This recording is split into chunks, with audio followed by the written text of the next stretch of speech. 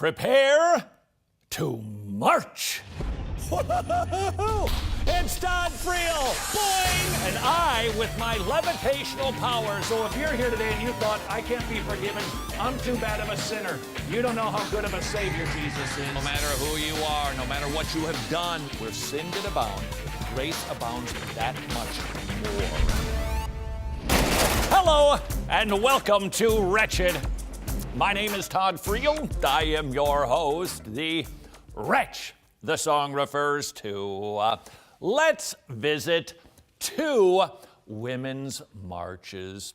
We are going to go, first of all, to the Women's March. This would be the Progressive March. To me, it looks pretty regressive. Nevertheless, this is supposed to be the advanced state of womanhood marching to maintain their rights. Let's get a little insight into how they think. But as we do so, one little note, and unbelievable. And as I deliver this warning to you, could you please put your hands over your children's ears for about 12 seconds in 3, 2, 1. I'm not kidding. Put your hands over your children's ears for 12 seconds in 3, 2, I guess it would be 3, 2, now I'm giving you 6 seconds. 3, 2, 1. The pink caps on top of the women's heads represent a women's private parts. That's the Progressive Women's March rally. You may remove hands. Let's go to the march. When does human life begin? I think. It's like the most annoying thing. Do you know the answer to that scientifically? No. I don't know the answer to that. I believe that it begins at some point when the fetus can live viably outside the womb. When would you say life begins? I don't think it is about determining when life begins. I think it's just a very personal, painful choice that, every woman has to make, and I don't think a government should make it. I don't think another individual should make it. I mean, Catholics would say that a life begins at conception, right? But I think a life begins when someone's able to take care of it in the world. I see. So those well thought out responses basically state, if you have somebody to take care of you, then we're going to let you live. That means we need to go find all of the homeless people and kill them. Second, you heard the location argument. Inside of the womb, we can kill a baby. Outside of the womb, we can't. In other words, over there, I was a human being. Over here, I'm not a human being. That's the location argument. But the one that was wedged in the middle, did you catch the bully argument? Hey, it's very painful, it's very hard, but I'm bigger, and I don't want this to mess up my life. So I have the right to kill it. It doesn't matter if it's a human being or not. At least that particular argument is honest. Let's go to the pro-life march. When does life begin? Conception. Conception, no exception. Conception. When does life begin? At conception. In the womb. Life begins at conception. At conception. At conception. At conception. Something tells me that montage could have gone on for days. When does life begin? At conception. There's just no denying that. You have a reproducing organism. A dead thing does not reproduce.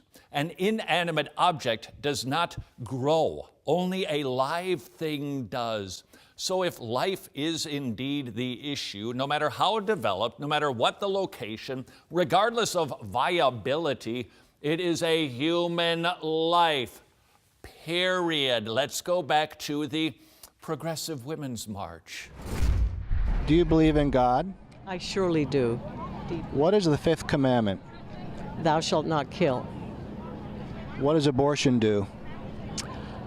I believe abortion kills, but I also, again, my faith canon is not the same as other people. Can you tell me what the fifth commandment is? Wait, go, quick. Well, let's see, love your mother, honor your father. You did mention that you were Catholic. You're Catholic? Born and raised, baby, born and raised. Are you So a let me ask faithful? Are you a question. faithful Catholic? I am so not. You were raised Catholic. I was, indeed. How do you square abortion with the fifth commandment? The fifth commandment. Well, that just depends on your definition of when life begins. Come to think of it, I like this compartmentalizing of my Christian faith. Why? Well, I'm opposed to rape, but I don't want to impose my religious values on anybody else. So I just think there shouldn't be any laws that keep a rapist from doing what he wants to do, because I don't want to impose my religious beliefs on anybody else. Furthermore, while I personally am opposed to slavery, how could I possibly impose that value on people who want to own other human beings? And you know, I'm also opposed to beating up children. That's just my religious belief. How could I possibly impose my values on culture? Let's go back to the pro-life march. What is the fifth commandment? You shall not kill. The fifth commandment, thou shalt not kill. Thou shalt not kill. Does that include the elderly?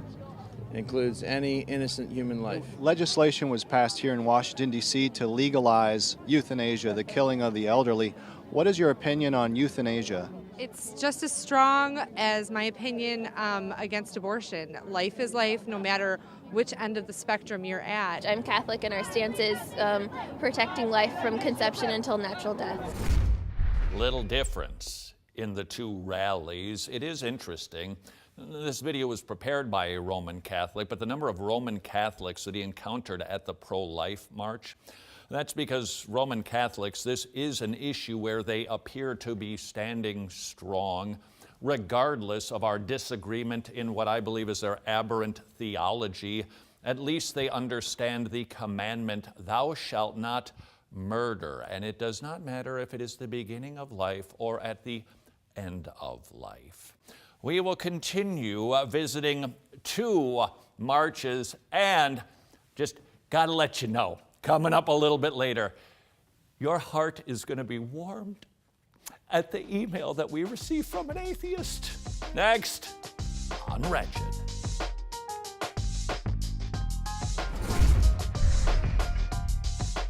So, what's the difference between preborn and other women's health centers? Whatever I was going through, they would go back to the Bible and say, look, well, this is not something new. This has been going on for years. And I was really shocked because the previous pregnancy center that I had went to, they didn't really try to, express anything about Christ and the Bible to me at all. So I still was out there wandering as a lost soul.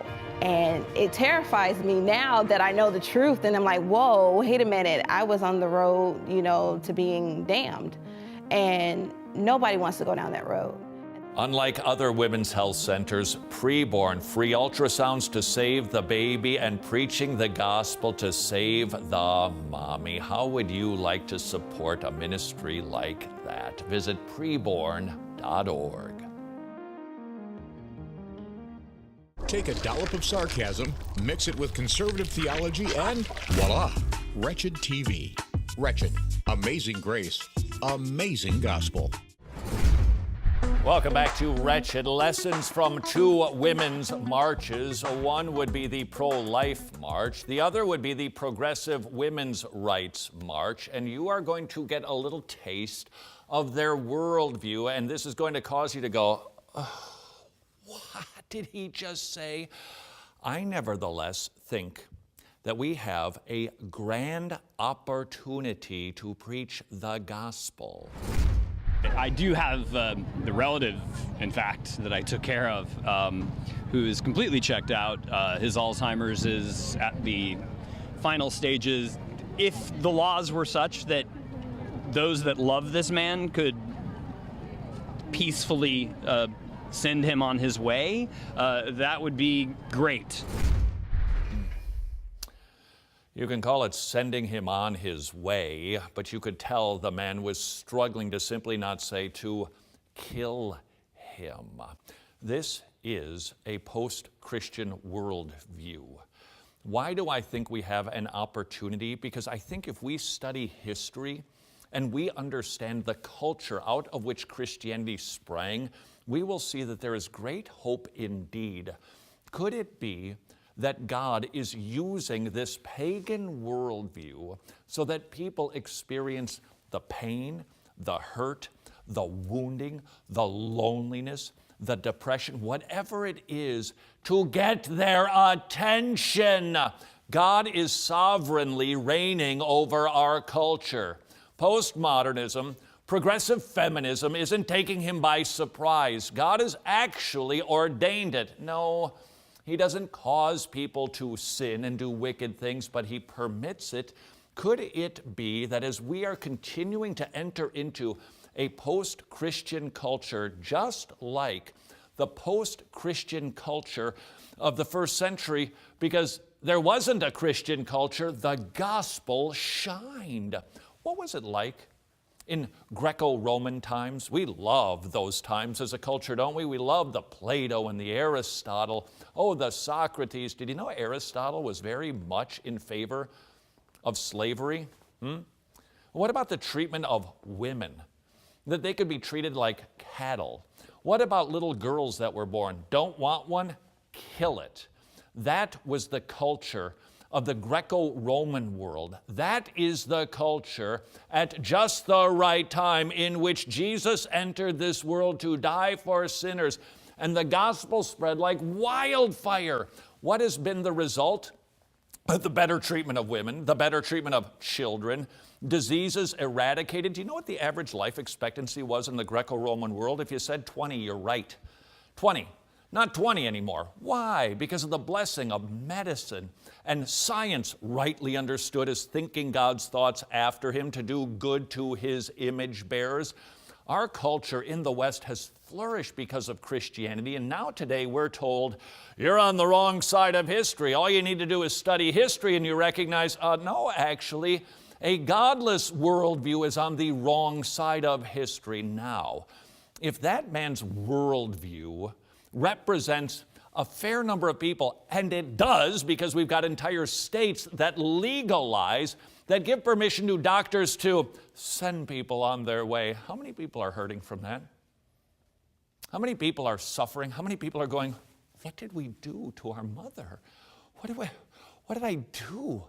I helped her take pills or put some sort of concoction on her face to suffocate and kill her and end my mother's life. What have I done?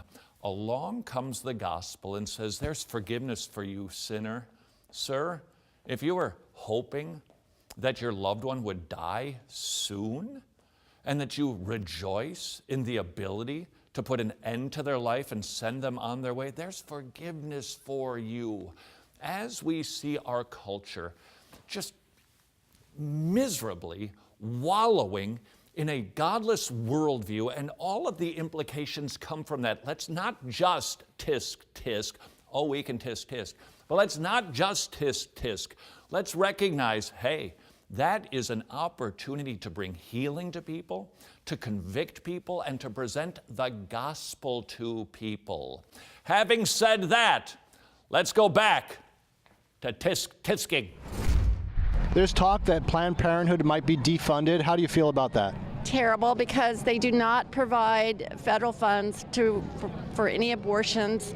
It's a big lie that the right wing has promoted. There's talk that Planned Parenthood might be defunded of federal tax dollars. How would you feel about that? Furious. Not very good. I'm terrified and horrified at the thought. I would not like that a bit. The government doesn't give tax money to fund abortions? If you don't think $500 million is money, then I guess they don't. Let us now be introduced to a woman who used to march at the Progressive Women's Rights March, but while working in an abortion clinic, recognized, what am I doing?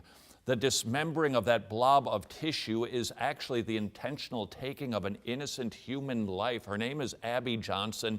She went back to visit the Progressive Women's Rights March. You're in a hostile environment. How is it going so far? We've been here all day, and everything was fine, but now that there's sort of a group of us, clearly they're feeling threatened. I just got shoved into the street. It's sort of mayhem now. I think I'm just angry about it. They shouldn't be here. This is for women's rights. This isn't for, going backwards in time. No, they don't belong here. I mean, everyone has their choice. I honestly think they are brainwashed. I don't think that they understand what it's like to be a woman. They obviously have misinformation or something wrong with them, honestly. I'm just here to state my beliefs and be a voice as a woman who should be included in a women's march. But they're silencing us, which is completely the antithesis of what this march is supposed to be about. My body, my choice! Her body, her choice! Said the man wearing a pink hat representing, if and you do not like the treatment that people like Abby Johnson received at the progressive, Rights for Women March to express their beliefs about things, then let's learn that lesson. Let's not treat them the same way they treat us. Sorry, it appears we're already doing that. Did you see any pro-life people here screaming or yelling obscenities at anybody? No, I haven't. Everyone's been super positive, and we're just happy to be here and express our freedom of speech. And everyone's just excited to, voice our views and opinions about the issue at hand.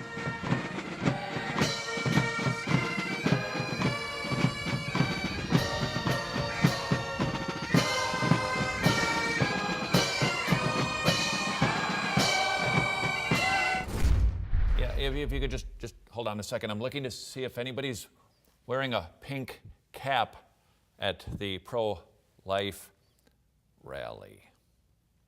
Prepare to feel the atheist love next on Wretched.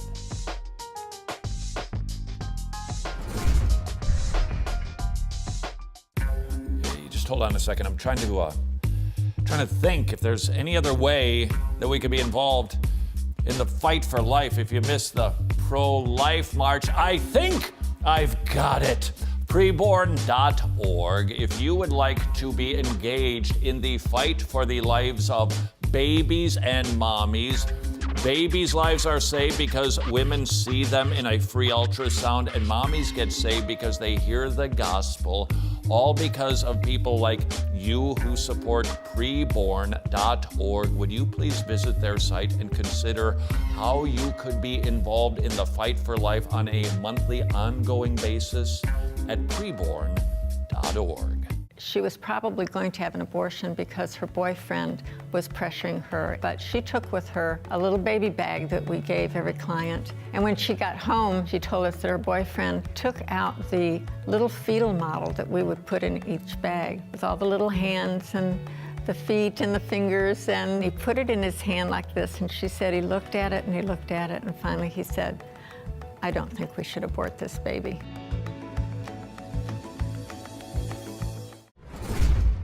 Welcome back to Wretched. And not long ago, we shared a little snippet of a clip of a group of pro-life young people standing outside of an abortion clinic legally, encouraging women to please do not intentionally take the life of the child in your womb.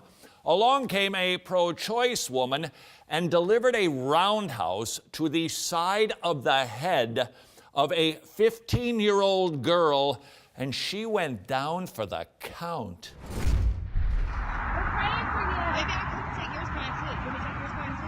This is our property. Yeah, and it's my property too. No, it's not. I don't have to talk to you. This is our property. It's my right to be here. It's your right to be here. Let me take yours back. Our property. You want to do something? Is she going to do something? Our property. Now.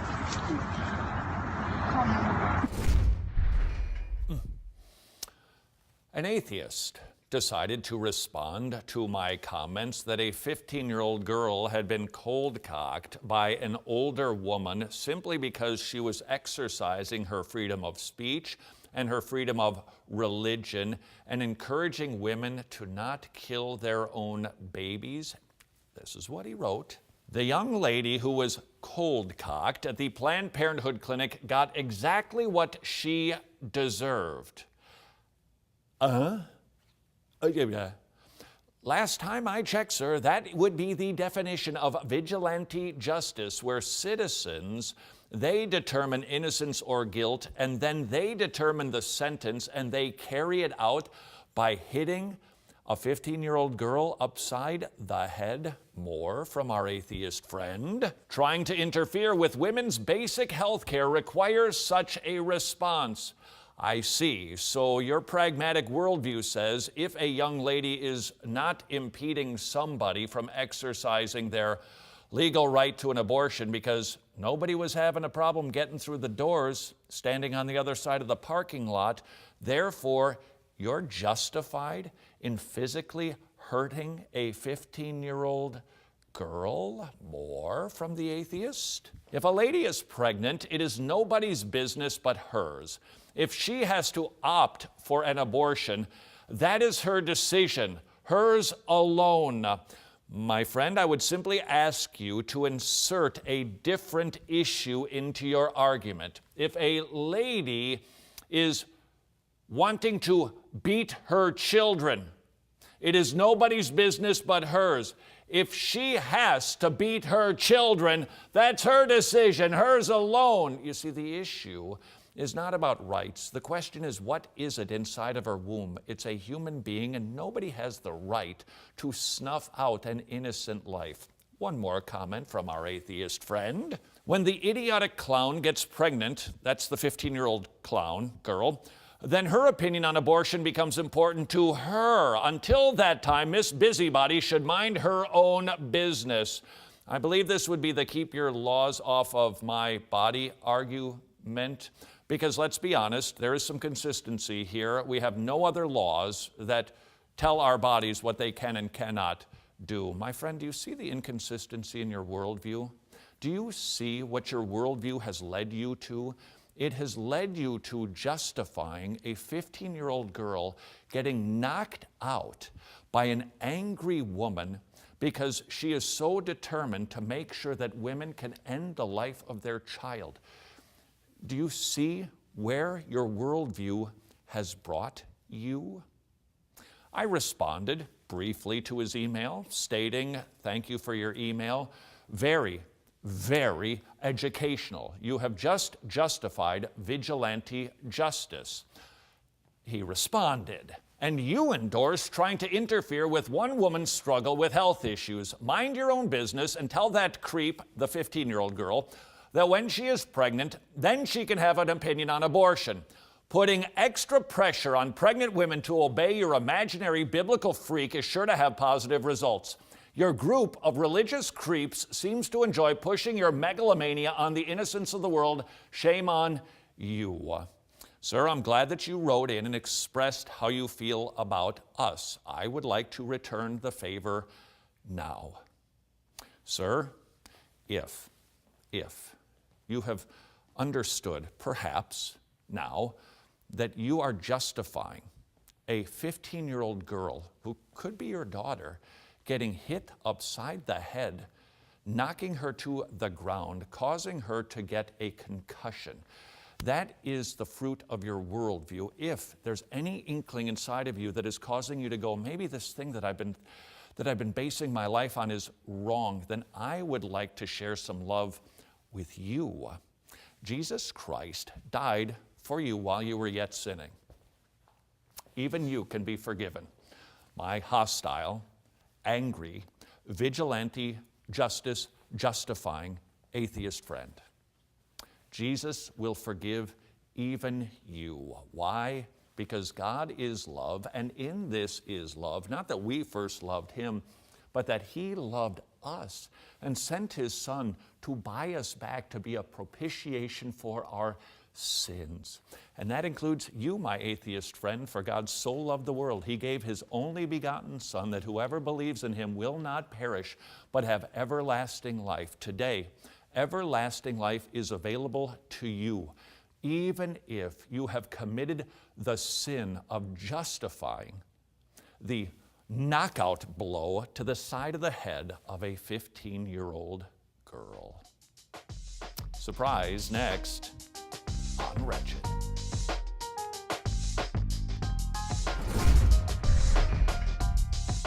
Perhaps you don't share your faith because you fear getting tongue-tied, or you fear you won't know the answer to someone's question. Good news, you don't have to worry about that anymore. Take the Big Toe Challenge. Purchase 12 or 52 copies of our new evangelistic booklet, Don't Stub Your Toe, and simply leave a copy on the table when you leave the restaurant, or give it to the drive-thru attendant. It is just that easy. Take the Big Toe Challenge at wretched.org. Please meet Igor and Lena, who were such horrific alcoholics that the Ukrainian government took away their 2 youngest children to put them into an orphanage, but something happened. One of their other children went to a Tomorrow Club, heard the gospel, got saved, went home, mom got saved, then dad got saved, then the government gave them back their children. Would you like to write a story like that? You can by supporting your very own Tomorrow Club. Visit tomorrowclubs.org/wretched. Welcome back to a Wretched Surprise. Love the Grace Gems. Visit gracegems.org. They'll send something like this to you every day for free. Here we go. This one from George Mueller. The beginning of anxiety is the end of faith. That's so right. And the beginning of true faith is the end of anxiety. You say, name that verse. I would suggest John 14:1 is in view. When you are being anxious, meaning you are faithlessly concerned about the future, you are so concerned that things are going to happen that are out of your control because you don't think God is in control, you're simply not having enough faith. This is what Jesus told the disciples as he was preparing them for his departure. Don't be troubled. Don't have faithless worrying. It doesn't mean you never plan for the future. It simply means that you look into the future, recognizing you're going to use everything within your control to be a good steward of time, talents, money, and industry, trusting that God will do what is best and he will do what is right, which should cause you to look into the future, see the storms ahead, and say, it's okay. It can be smooth sailing for me because my Savior has told me he is in control of the waves and the wind, not me. God anxiety, it's a faith issue. It doesn't mean that you're not a Christian. It simply means in the moment you are not believing rightly and fully. Talk about this a lot in a book by Todd Friel wrote a book called Stressed Out, available at wretched.org. Let's see who won something, shall we? Congratulations to Stephen Tate winning a copy of Reset for Parents. If we plan things around here, it should be a copy of Stressed Out. Nevertheless, you could win something. How? Simply visit wretched.org. Subscribe, please, to our free Wretched newsletter. And until tomorrow, go serve your King.